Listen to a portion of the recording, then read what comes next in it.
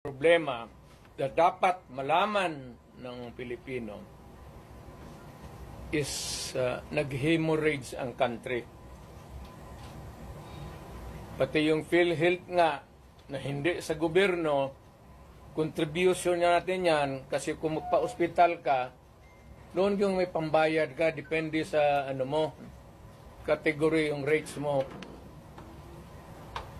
Kung ibang iyo, dividido ba talaga na full o paglabas mo wala ka ng bayaran.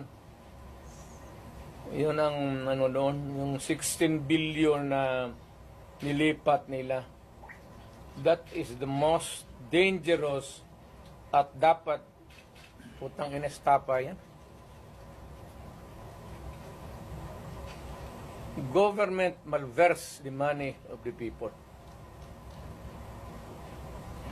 Ginamit mo yung pera ng ano? And even Congress cannot do that. Trust fund yun eh.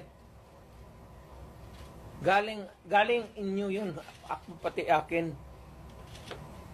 Contribution yun natin para pag nagkasakit ka ng cancer, uterus, may pangkapa-opera ka.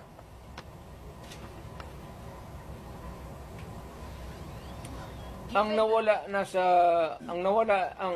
ating PhilHealth funds natin lahat was about 8.9 billion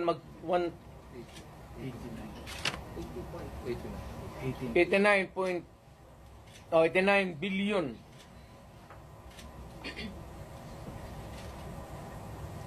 Of that 89 billion, 27 na lang ang nawala. 27 na lang ang natira.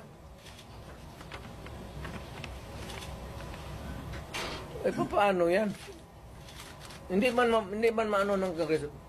Ang atin is, bakit nila pinakialaman?